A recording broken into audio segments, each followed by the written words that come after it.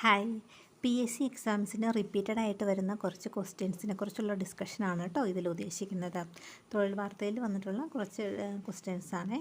അപ്പോൾ ഇത് ഒരുപാട് എക്സാംസിന് റിപ്പീറ്റഡ് ആയിട്ട് ചോദിച്ച കുറച്ച് ക്വസ്റ്റ്യൻസാണ്. അപ്പം വില്ലേജ് ഫീൽഡ് അസിസ്റ്റൻറ്റിന് പ്രിപ്പയർ ചെയ്യുന്നവരും അതുപോലെ തന്നെ ഇനി 10th പ്രിലിംസ് എഴുതാനുള്ളവർക്കും എല്ലാം ഇത് വളരെ യൂസ്ഫുൾ ആയിരിക്കും. തീർച്ചയായിട്ടും കാണുക. നമുക്ക് സ്റ്റാർട്ട് ചെയ്യാം കേട്ടോ. ഇന്ത്യൻ നാഷണൽ കോൺഗ്രസിൻ്റെ ലക്ഷ്യം പൂർണ്ണ സ്വരാജ് ആണെന്ന് പ്രഖ്യാപിച്ച സമ്മേളനം ഏത്? ലാഹോർ സമ്മേളനം 1929.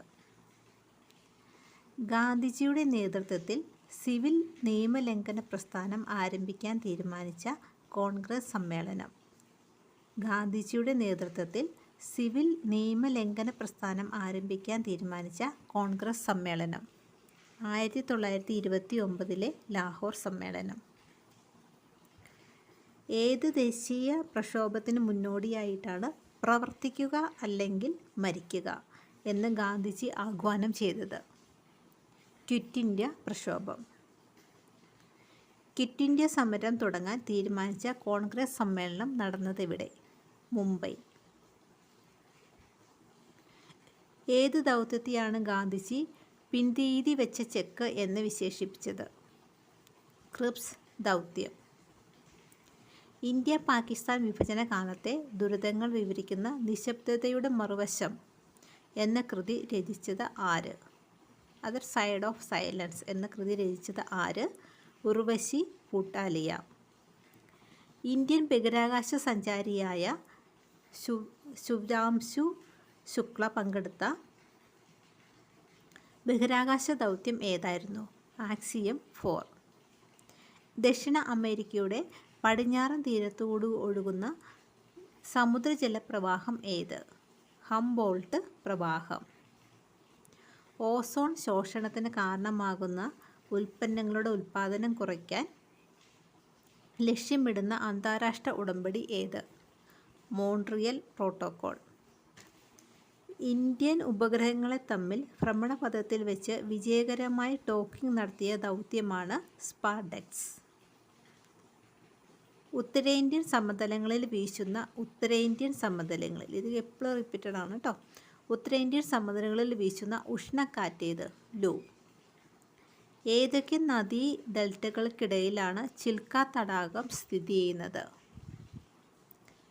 മഹാനദി ഗോദാവരി ഡെൽറ്റ. ഏതൊക്കെ നദീ ഡെൽറ്റകൾക്കിടയിലാണ് ചിൽക്ക തടാകം സ്ഥിതി ചെയ്യുന്നത്? മഹാനദി ഗോദാവരി. ദേശീയ തൊഴിലുറപ്പ് പദ്ധതി പ്രഖ്യാപിച്ചത് ഏത് പഞ്ചവത്സര പദ്ധതി കാലത്താണ്? 10ാം പദ്ധതി. ദേശീയ തൊഴിലുറപ്പ് പദ്ധതി പ്രഖ്യാപിച്ചത് ഏത് പഞ്ചവത്സര പദ്ധതി കാലത്താണ്? 10ാം പദ്ധതി. 12ാം പഞ്ചവത്സര പദ്ധതിയുടെ പ്രധാന ലക്ഷ്യം എന്തായിരുന്നു? 12ാം പഞ്ചവത്സര പദ്ധതിയുടെ പ്രധാന ലക്ഷ്യം എന്തായിരുന്നു? സുസ്ഥിര വികസനം. കോളാർ സ്വർണ്ണഖനികൾ സ്ഥിതി ചെയ്യുന്ന സംസ്ഥാനം ഏത്? കർണാടകം. ഭരണഘടനാ നിർമ്മാണ സഭ എന്ന ആശയം 1934 ആദ്യമായി മുന്നോട്ട് വെച്ച സാമൂഹിക പ്രവർത്തകൻ ആര്? MN റോയ്. ഭരണഘടനാ നിർമ്മാണ സഭയിൽ ലക്ഷ്യപ്രമേയം അവതരിപ്പിച്ചത് ആരാണ്? ഭരണഘടനാ നിർമ്മാണ സഭയിൽ ലക്ഷ്യപ്രമേയം അവതരിപ്പിച്ചത് ആര്? ജവഹർലാൽ നെഹ്റു. ഭരണഘടനാ നിർമ്മാണ സഭയിൽ അവതരിപ്പിച്ച ലക്ഷ്യപ്രമേയം പിന്നീട് ഭരണഘടനയുടെ ഏത് ഭാഗമായിട്ടാണ് മാറിയത്? ആമുഖം.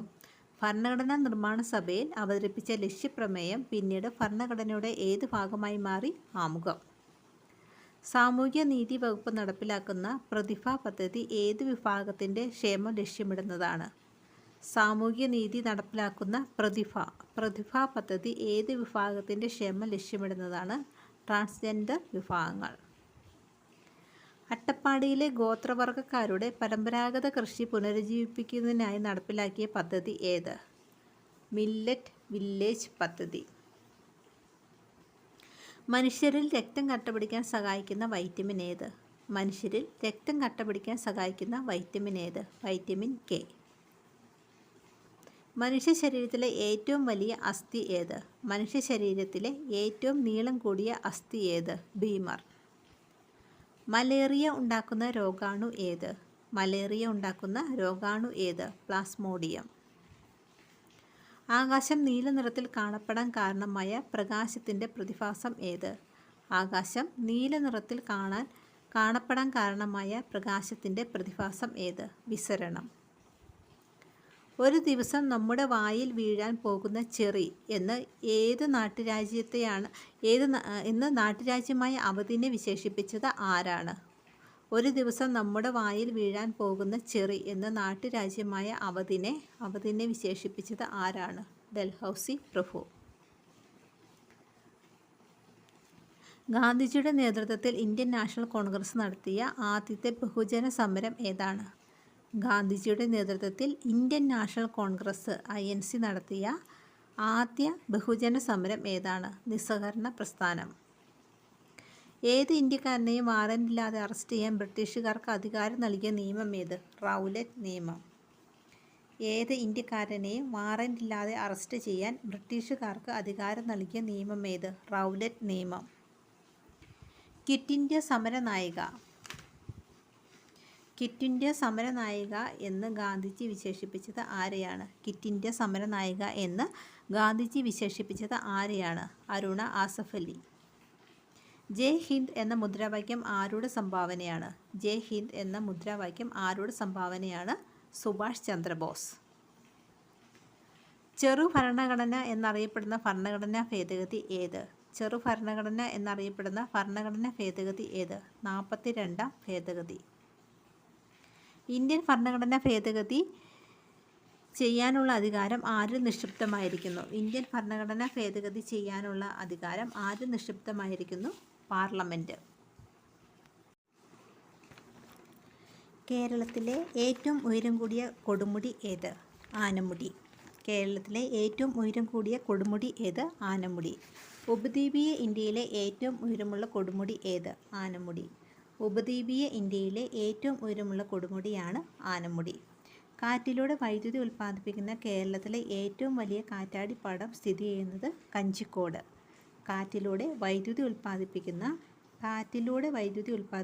കേരളത്തിലെ ഏറ്റവും വലിയ കാറ്റാടിപ്പാടം സ്ഥിതി ചെയ്യുന്നത് കഞ്ചിക്കോട്. കേരളത്തിലെ ആദ്യത്തെ പേപ്പർ മിൽ സ്ഥാപിച്ചത് എവിടെ? കേരളത്തിലെ ആദ്യത്തെ പേപ്പർ മിൽ സ്ഥാപിച്ചത് പുനലൂർ. സാർവത്രിക ദാതാവ് എന്നറിയപ്പെടുന്ന രക്തഗ്രൂപ്പാണ് O രക്തഗ്രൂപ്പ്. ശ്വാസകോശത്തിൻ്റെ സങ്കോച വികാസങ്ങളെ നിയന്ത്രിക്കുന്ന പേശീഭിത്തി ഏത്? ഡയഫ്രം. ജലത്തിൽ ലയിക്കുന്ന വൈറ്റമിനുകൾ ഏതെല്ലാം? വൈറ്റമിൻ Bയും Cയും. ശരീരത്തിൽ ഹീമോഗ്ലോബിൻ്റെ നിർമ്മാണത്തിന് ആവശ്യമായ പോഷകമേത്? ശരീരത്തിൽ ഹീമോഗ്ലോബിൻ്റെ നിർമ്മാണത്തിന് ആവശ്യമായ പോഷകമേത്? ഇരുമ്പ്. മലമ്പനി രോഗം പരത്തുന്ന കൊതുകിനം ഏത്? മലമ്പനി രോഗം പരത്തുന്ന കൊതുകിനം ഏത്? അനോഫിലസ്. ഇനി ഒരുപാട് ക്വസ്റ്റ്യൻസ് ഉണ്ട്, അടുത്തൊരു വീഡിയോയിൽ ചെയ്യാം കേട്ടോ. Thank you.